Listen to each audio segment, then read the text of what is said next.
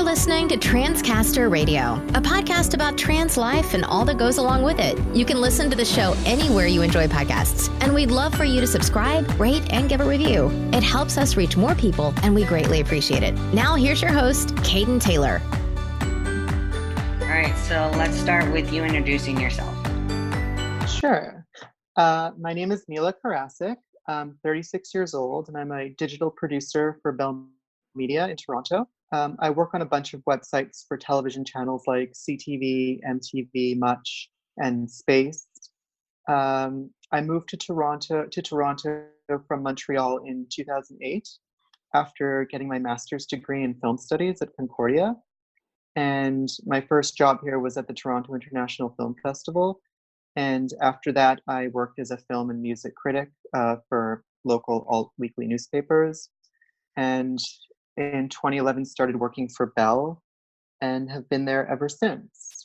And in January of 2018 is when I came out kind of company-wide and to everyone on Facebook and social media and kind of made my transition more public. And it's been pretty great so far. Obviously, I've lost some family and gained new friends. It's all sort of balancing. And Toronto's luckily a really kind of friendly, good city in Canada that's been very accepting, and I'm really fortunate to live here. It's a great hub for the industry I work in media, and it's just also been a good open-minded place to grow, and I'm happy I came out here, and I'm really fortunate. Have you always lived in Canada? I have. So I was born in Montreal, and then I moved here 11 years ago. Okay. So I went from one city to another city. I've always luckily been in kind of an urban landscape. So from downtown Montreal to downtown Toronto. Okay. All right. What made you go into the work that you're in? I've always been really obsessed with pop culture, namely like film, and I studied film. I wanted to be a filmmaker, then I wanted to be a professor, then a critic, and I just really love that industry. It's just something that my parents are divorced, and I grew up kind of as an only child, and was just sort of raised in front of the television, and film for me has sort of raised me in a sense, and I've always had this sort of love-hate relationship with it, especially now after transitioning and trying to unpack some of the things and the tropes and stuff and how it made me feel in especially less sensitive times like the 80s and 90s, and how that kind of shaped me. And I find it really interesting, and I'm working on a book on that, and I do a podcast with Trans IRL where we talk about that as well. I did an episode about film and television representation of trans people, and I'm like a regular contributor when we talk about stuff like a new show or something that's happened recently that touches on those points. Yeah. So it's just been something very near and dear to me. All right, awesome. Yeah. So how do you see the representation of trans characters changed between like when movies started to how film and TV shows are portraying trans characters in today's society? Yeah, it's been an interesting arc, and in some ways different and alike than the representation of other minorities in film and television, which is to say it's been a very slow burn, frustratingly slow burn, but obviously there has been a trend towards more visibility of trans people in a more empathetic and well-rounded kind of context and characterization than there has been in the past. So one of my first instances of seeing someone who was kind of gender bending, like the earlier stages, there weren't really characters that were even explored as having gender dysphoria or transitioning for those reasons, but rather because they were criminally insane or they were trying to trick people. The most iconic film being 1960's Psycho by Alfred Hitchcock, where the Norman Bates character dresses like his mother and kills Janet Leigh and is on a killing rampage. And it's all kind of shoehorned in together. This is obviously based loosely on a real serial killer named Ed Gein, who, in addition to wearing his mother's clothes, was a grave robber and cannibal and a murderer, and that influenced other films that have similar kind of themes like the Texas Chainsaw Massacre, Deranged, which is like a cult movie, and even Silence of the Lambs in 1991, which we'll talk about in a bit. That was like won Best Picture, obviously. Yeah. So the fixation was obviously like, well, let's just lump that in there too. Like, he dresses in his mom's clothes. That's crazy. And as much as that's not necessarily an accurate representation, he's not transgender in the film, or he has, or that's not explored maybe, but it still creates that really weird sour taste, and it just kind of perpetuates. And it started that kind of stereotype that really lumped together kind of like homicidal maniacs and people who are seen outside of kind of the gender binaries, which was very problematic. And that was something that just continued to get hammered in after that movie. It was just seemed to be a recurring theme for decades. And even still, it comes up sometimes. But then you had films like Dressed to Kill, which Brian De Palma directed, and he's famous for kind of reappropriating the films of Alfred Hitchcock. And in that film, Michael Caine plays a psychologist who is also gender bending and is potentially transgender, but is murdering cis women out of jealousy. Then you have films like Sleepaway Camp, which is a slasher film from the 80s that is an exploitation film. So I will give it some leeway in that respect. If one film is going to be doing like kind of raunchy stuff like that, exploitation cinema, like nothing is really safe in exploitation cinema. But it's still, again, there's like the camper who's dressed up and forced to live as a girl and then kills everyone in camp. And then obviously that evolved into Silence of the Lambs, which was like the big one that won 5 Academy Awards and Best Picture, that has the character of Buffalo Bill, who has pretty much a grab bag of stereotypes of whether homosexual or trans stereotypes, down to like the nipple ring, to having a little doggy named Precious, and who's kidnapping women and skinning them to create a bodysuit out of them. And then there's an iconic scene where he looks in the mirror, they look in the mirror, she looks in the mirror, and has their genitals tucked between their legs and says, "I'd fuck me." And so that just became really ubiquitous with kind of psychopathic stuff. And that's kind of where that was kind of the tipping point with Silence of the Lambs. And it was just really consistent. Otherwise, on the small screen, there were, sitcoms. It was like a laugh track kind of thing to have a trans person in, or someone to be tricked by a trans person, generally a heterosexual man being tricked by a trans woman into having, I guess, homosexual sex or something like that. It's the scene when they're in the bar and they want to get a pretty girl a drink and they don't know they're in a gay bar, and then the girl has a very bass voice and the guy's in shock and we're supposed to empathize with him. And the female character, the trans woman, is not even a character.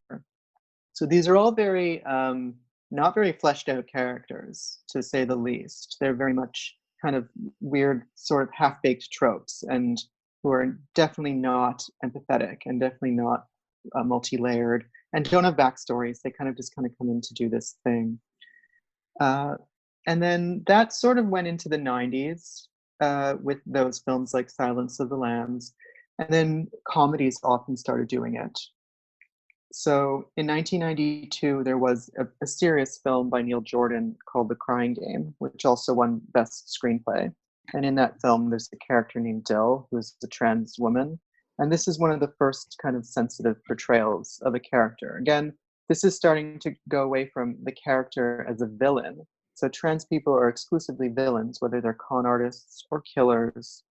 There's something villainous about them, duplicitous. Now they're going into being victims. So film like The Crying Game, Dill is a victim. We're supposed to really sympathize, like pity this character. I feel like there's just these two spectrum ends, and they're either villainous or we take pity on them. There's really no area in between. They don't have very much resilience, even though I would say Dill does to a certain extent. But the film, The Crying Game, is about an IRA agent who falls for a transgender woman whom he doesn't know is trans initially, and upon making that discovery, there's full frontal nudity, and he punches her in the face, and that was a really huge scene in the movie. And the movie is pretty good. Like, I really do like Neil Jordan. He has a lot of very good marginalized characters and trans characters that come in and out of its filmography. But yeah, the film was really known for its like, did you see the part? Yeah. And everyone saw the gasps in the theater. It's like, you got to see it for that. Mhm. which seems a little like, which is still kind of sensationalizing, and it's kind of gross, like the big twist. It's not great. But as that went along, there was a very big movie in the 90s that also won its star a Best Actress Oscar, and that's 1999's Boys Don't Cry. And what's interesting about this film it is one of the first kind of well-rounded characters. It's obviously based on Brendan Tina, who's a real person, is that it depicts a trans male, which is something that is definitely underrepresented. I don't know what you think of that, or how that feels to you to see such a lack of representation that way, and maybe we can unpack that a little bit. Yeah. So just to go back to victimization of trans people, that's what I remember when I was a younger. I'm 34, and so I remember movies that we were considered victims or villains, and for me, the lack of trans men representation in film and TV altogether kind of goes with how society looks at trans men, really, because the fascination has always been on trans women. And it's, they seem to not think that trans men exist sometimes, or that we kind of just acclimate into society and live a stealth life. And I think the Boys Don't Cry movie, the fact that it was based on a true story too, um, brought to light that trans men do exist. Not that I think that it's helped in any way, especially in film and TV shows. But I do think that at least for a semblance of time, it brought to light that this part of the trans population does exist. It's not just trans women. Yeah, that's a really good point, because while a lot of this stuff is problematic and there are a greater number of trans women in films, whether or not they're played by trans women, it was kind of at the same time as there was very kind of icky vibes about these characters that made me feel very ashamed and definitely like kept me in the closet more. At the same time, it was like the only thing that showed me that it was even conceivable that that even existed, really, Yeah. especially like back then before the internet and all this kind of stuff, and there was so much discourse about it that it was like, oh, this does kind of happen. There are people like this, albeit they're all very dysfunctional people, and I never considered myself a truly like a, I was dysfunctional like most people are dysfunctional, but I wasn't a killer and I wasn't trying to trick anyone, certainly. I was really just trying to function and find myself and just be the best version of myself. And yeah, speaking of trans men also, I was wondering what you thought of, I've heard this before, in that the sense why people are so fascinated with trans women is sort of also rooted in cultural kind of misogyny, kind of the patriarchy, and like who wouldn't want that male privilege. So sure, that makes sense. Sure, women should, transition to become men because that's less of a scandal. But for a man to give up their social class and then become sexualized and fetishized and seen as what people would say the weaker gender in a very like primitive way is just more sensational. It's more of a scandal. And what does Hollywood love? Everyone loves That's- a more dramatic scandal. Everyone wants to see that. When it comes to trans people, everyone also wants to see the transformation. Like you want to see the burly army man becoming like the blonde bombshell. No one really wants to see someone who's already femme be a little more femme. And like people used to be obsessed, I remember in reality shows about weight loss shows. You want to see someone who is so obese, go through so much weight, lose so much weight, like that show that was like Biggest Loser. People love these like sweeping trajectories. And yeah, I also think that, yeah, viewers are often fetishizing people, and there's a weird sexuality to trans women Yeah, that, I agree with yeah. you completely. I think that especially because they society, I think, takes trans men as, well, they're typically usually butch lesbians anyway, so there is no real transformation. um, and I've always had, and I've said this before on the podcast, that I have a problem with the word transition, because I feel like it's not that we're transitioning into something else. So we've simply just allowed ourselves to be who we are. But because society sensationalizes transitions, as such a big thing, you're right. They like to see that big, burly army military guy change into this petite blonde bombshell. And I think that has a lot to do with how our society is, and at least in North America, um, and maybe not in other countries. But I don't really know because I don't know cultures in other countries. But I do know that in America, society sensationalizes transition too much, and that Mhm. transition in anything, regardless if it's transgender people or, like you said, somebody that's 500 pounds and loses 350 of them. So I, how has it, you chose to go into this field? So, and you've watched a lot of movies, and how did it make you feel when you were still hiding in the closet, not coming to terms, but watching these movies where, you know, trans women were seen in a light that you didn't feel was appropriate? Yeah, so I think this takes me into sort of growing up in the 90s and seeing films that were more catered towards my age. And I was aware of my kind of my gender identity and what was going on with me at a very early age. So by the time I remember going to see Mrs. Doubtfire when I was 11, my mom took me to see it for my 11th birthday. And I kind of wanted to see it because I had the fascination with it and I wanted to see kind of the gender bending, but sort of like a moth to a flame kind of thing.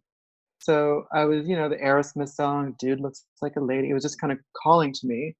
So I went to go see this movie, and I have like a love-hate relationship with the movie. It's of a different time. I don't think it's out like trying to be malicious, but yeah, there's so many super problematic moments in that film alone that made me feel ashamed and definitely probably pushed me further in the closet. It was a bit of like a double-edged sword of being this was the only way I can get exposure to this, but at the same time it was hurting me. And I was seeing this character, his name's Daniel, played by Robin Williams, and in order to spend time with his kids and like stalk his ex-wife while she's gallivanting with Pierce Brosnan, he poses as this old Scottish nanny, and he's tricking everyone to kind of selfishly hang out with his own kids, and in the process is lying to his whole family. So he's conning everybody, and there are these moments when people catch him, and it's very much seen like he's kind of a pervert. That's like what they would think to see that. And when his son catches him at the end of the film, he's in a bathroom in a private space, and his son bursts in and sees that he's whizzing, standing up. He runs into the sister's room and says, "We have to call the police." So, they don't know that this is their father. They think it's their good old nanny. And just to see that, it's like, of course you call the police. They're not like she has a penis, presumably. So we should call the cops. And then he grabs a tennis racket and he's like, let's hit her in the balls. And it just gets very like escalated violence. And I remember everyone in the theater kind of laughing. Like my mom was laughing. It's like a good belly laugh. But it was also kind of like, whoa, like why is this person a villain for this? Yeah. And the son gets very upset, and people keep asking this character, Daniel, whenever they catch him, it happens a couple times. They're like, "You don't actually enjoy doing this, do you?" And he's always like a very affirmative, like, "No, of course not. I don't enjoy this. Like, God forbid I enjoy this." And then the kid gives him like this kind of masculine affirming handshake, and it gets kind of weird. And then a much more sinister film that I find is, just to go back to, we were talking about The Crying Game, is a family film that launched a beloved Canadian actor's career, Jim Carrey, is Ace Ventura: Pet Detective, which is a family film like Mrs. Doubtfire, and has this really weird kind of second, third act tie-in to the film we were talking about, The Crying Game, which came out just before, which is a mature adult drama. And Ace Ventura has a guy in a Hawaiian shirt like talking out of his butt. It's not a mature adult drama. And I was like 12 years old seeing this, and he's this person, this character who like has more sympathy for the animals he saves and is obsessed with them than he does to this trans person. When you find out that this character Ray Finkel, who's this disgraced football player, has assumed the identity of a police chief female, had undergone all these surgeries and whatnots to dupe everyone, and then to kind of get revenge on the Miami Dolphins, and is posing as this woman detective. And obviously, she seduces Ace at one point, and there's a scene where they're making out. And then, upon making this like revelation, Ace Ventura starts to. There's this whole montage, and the song from The Crying Game, like the actual song, The Crying Game, that Dill's character sings in that film, is playing over this montage of Ace Ventura like taking a toilet plunger to his face and like eating toothpaste and crying in the shower and burning his clothes like he's been like raped so badly. And The Crying Game's playing, and like I don't know, I'm like 12 years old, and you're just like, I don't even get this connection. The parents are probably laughing because they get it. Mm-hmm. But you're like, what a weird movie. It's like if you had a Pixar movie now that referenced, I don't know, like The Danish Girl or something. It just seems like really a little jarring. And I don't know who the joke is targeted for, but he's so repulsed by this trans woman that seduced him. And her transness is like a much greater crime than the murders or anything like that. Like takes totally like a second seat to the fact that this person was formerly male and is now female, and has kind of tricked Ace into engaging in some kind of sexual activity with her. And there's a scene at the end when he's like beating the crap out of her and spinning her around to reveal her like chest and pulling on the wig, and none of it's working. And then he sees that one of the kidnapped football players, Dan Marino, tells Ace like, look behind you, and she has her genitalia tucked into her underwear, and he spins her around, and everyone starts to like vomit into the water, like the whole police squad has caught her. And then the Crying Game song plays again, and they really hammer it home. And so yeah, seeing that as a kid was like, damn, like one part of me was like really, part of my brain was like going off. I was like, wow, you can do that? Like people really can like go and like do all these. Obviously it's played by a cis woman, the character who's like this babe from Blade Runner. But nevertheless, it was still seemed like a little closer than science fiction. And so that was like those were the first sort of examples of that I saw as a kid. So as much as it was traumatic, it was also kind of like a light bulb going off, which is weird. And I felt like my whole childhood, there was always that. It was like putting down one weight and then picking up another weight. It was two things at once. It was revelatory, and it was very hurtful at the same time. It was like, you can do this, but if you do this, everyone's going to hate you. Like you're going to make everyone throw up, and The Crying Game song's going to play, which was kind of sad for someone my age. And, everyone laughed at that. Yeah. And then, you see that in TV shows and sitcoms. There's always that character where someone from their past comes back, and it's like you find out that they were like their buddy from high school. And I don't know, it's just really, it sucked. Yeah. And things started to get better in the 90s with Boys Don't Cry. And then that kind of went on to other films, more like Oscar baity films like Dallas Buyers Club, The Danish Girl, which are still creating more victimized characters. So no, they're not villains, but you're having cis actors play trans people, which there are perfectly talented trans people who can play those roles. And it's kind of like an acting flex, more so than really like caring about what they're doing. It's kind of just like, let's get that Oscar, and I can show you like how this transformation. For Jared Leto, it's as much as him showing off that he can be the Joker, that he can be like a trans woman with AIDS. Yeah. And yeah, I don't know. It's just stereotyping. And, sometimes one of the arguments people will say is like, well, what if someone's playing someone who's in a wheelchair or who's straight or something? But I still see this more as kind of like having white people putting on blackface or something like that, or playing such an embellished stereotype of a character. Like the first Oscar win that went to an African American was in Gone with the Wind for the character Mammy, which is still a very heightened kind of stereotype pushing problematic role at the same time. And then, of course, Jared Leto won. He won an Oscar for Best Supporting Actor for playing this character, and of course, forgot to even mention the trans community during his acceptance speech, which seems like an extra kind of cherry on top of that crap sundae. Yeah. Yeah. Yeah. And then Danish Girl as well, Eddie Redmayne, just doing the same kind of thing. That same year, you know, he played Stephen Hawking. It's just like, look what I can do. I'm so talented. And it's just, and that character, the Danish Girl, was not a great movie. That was just a very kind of one-dimensional portrayal.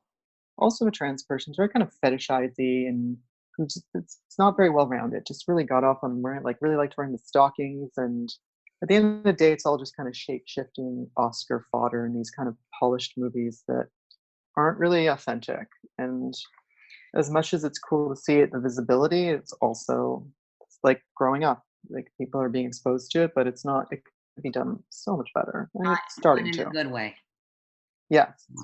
Why do you think they choose not to have trans people play these trans roles? I mean, Oh, yeah. it's no different than a white person playing a black person, but there are trans actors and actresses, so why not have them play the roles? I mean, it would be more authentic. Absolutely. I mean, at the end of the day, these are movies that are made to win awards and sell tickets to, you know, like regular Joes. And in that case, the Trojan horse is definitely like a recognizable actor, right? Yeah. Like, you want, like, if you're going to put all your, the big studios are funding these films, they're going to want to get Jared Leto's, they're going to want to get Eddie Redmayne's, like, who's the hot new person.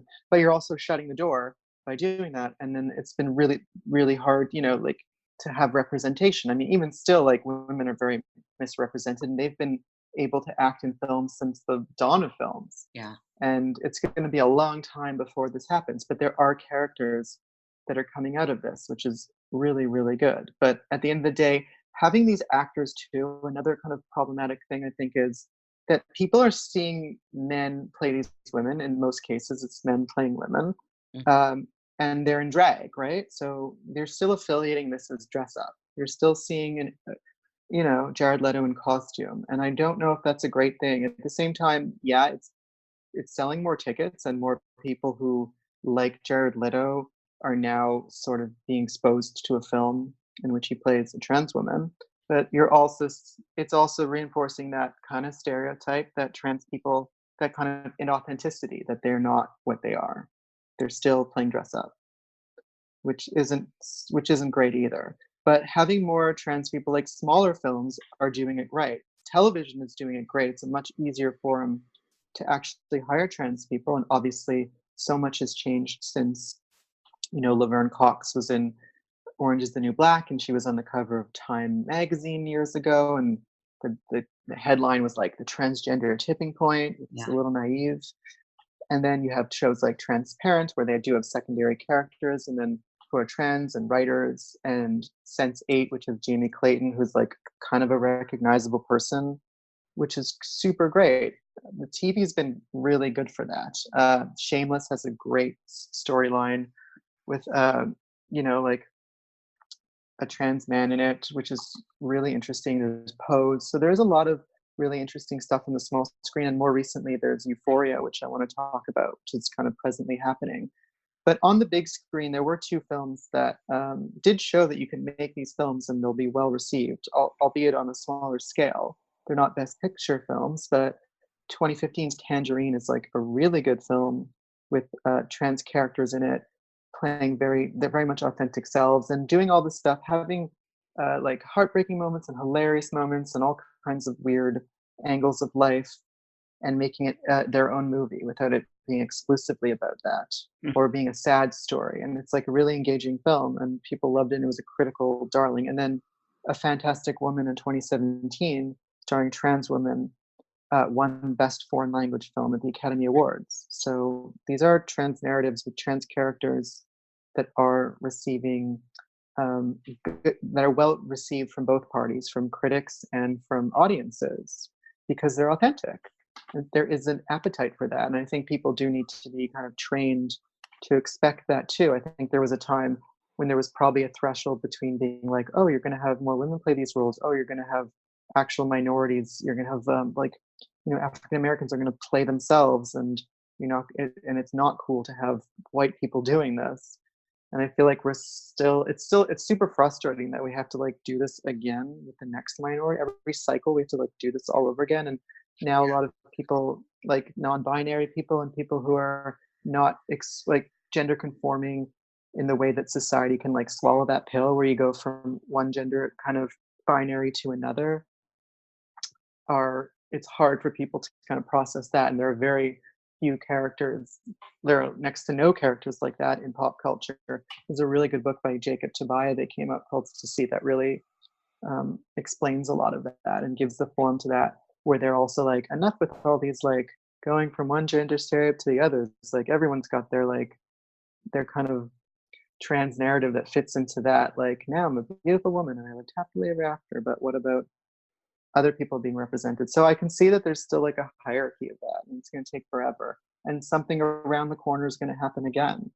But yeah, the small screen is definitely where it's at to me right now. And there's a really interesting show that I'm enjoying, but also I'm going to be cautiously optimistic about. It's an HBO show called Euphoria. Yeah, let's talk about that. Yeah, so Euphoria is like this kind of crazy teens doing drugs kind of thing. Zendaya is the star. She's like really popular right now. She's in, Spider-Man, whatever. But it's done by Sam Levinson. And in this show, there's a trans teen, which is something that's also quite rare. Yes. Played by Hunter Schafer, who's a model and trans activist. And it was really interesting in the show. And this character is very, in the first 3 episodes I've seen, is quite like daring and multi-layered and kind of an idealistic character and curious. And I'm really interested to see where she's going to go, because every episode has had it's really funny we're talking about this today, because the first 3 episodes, and I'm thinking this is kind of the trend of the show, begin with a backstory about one of the teenagers, talking about kind of how they came to be where they're at in their lives. And I believe tonight is her episode, so I'm kind of like nervous but excited to see how that's handled. I've read a bit about the show and like interviews with her, and she said that working with Sam Levinson has been a very kind of collaborative process, and she's clearly like, as an activist, like she kind of like knows her stuff. And I'm excited to see how this is done, because her transness on the show is definitely an element, but it's never like super underlined. And I really like how it's sort of it's on the side too, but there's so many bigger character traits about her that kind of eclipse that, which is super interesting. I want to see more trans people just like not just being tokenized for their transness all the time on shows. Yeah. That's like, yeah. Yeah, I think that's what people care too much about.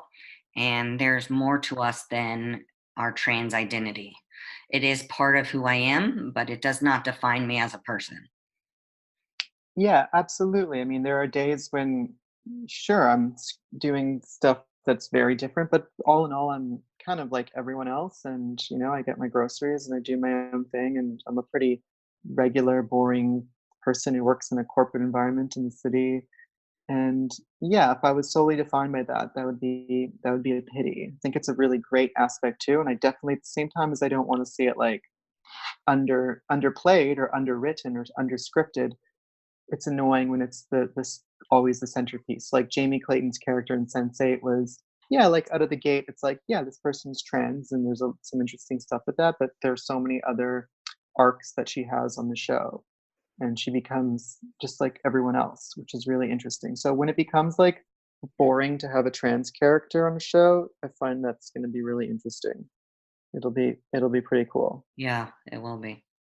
I hope to see that in my lifetime. I do I'm too. kind of, yeah, hopefully, yeah. So that's kind of the journey I kind of have been on through where we're at. So yeah, just kind of growing up with all those things and seeing it going through those different tropes and different genres and how different genres treat trans people from the thrillers to the horror films to the broad comedies to the sitcoms to like these more shows now that seem to be kind of we're in a golden era of these. Everyone always says we're in a golden age of TV, but in some ways we are, where it's more progressive than film, Yeah. which is really interesting. You get to tell these longer stories too. They're not as contained, like 90 minutes. So what's the punchline of this? So this show Euphoria is like kind of unfolding in real time right now, and I'm really interested. Maybe I'll totally like eat my words tonight and I'll not be down with the episode. But I'm being optimistic, and it's like definitely really interesting to see this like badass high school girl kind of kick everyone's butt and feel really cool. And she's kind of like become this love interest for Zendaya, which is really cool. And it's showing, not all trans women are also uh, into guys or straight or whatever. Like Yeah. I'm curious to see where that goes in different directions. I also know, like in Shameless, there's a trans male who's like a boyfriend on the show, and that's also something we were talking about on Trans RL that I was doing, and how it's kind of interesting to see that too, because everyone still wants to see their very like there's still very rigid understandings of it. Sometimes I forget that like being trans and these kind of things is still very foreign to a lot of people, where it's kind of my normal now. Yeah, it is. And it's something I always thought about. As much as I thought about my gender every single day growing up, like everyone else like did not think about it for like a minute. Yeah, that's true. Yeah. So I don't know what it's like to be not to be consumed by that, or to be hyper aware of stuff like that, or I'm thinking when I'm walking down the street, people are noticing things or this or that, and most people are just like so not tuned into that frequency. Yeah, they're not paying attention to it at all. No, at all. Yeah, exactly. We're way So more in tune to it than anybody else.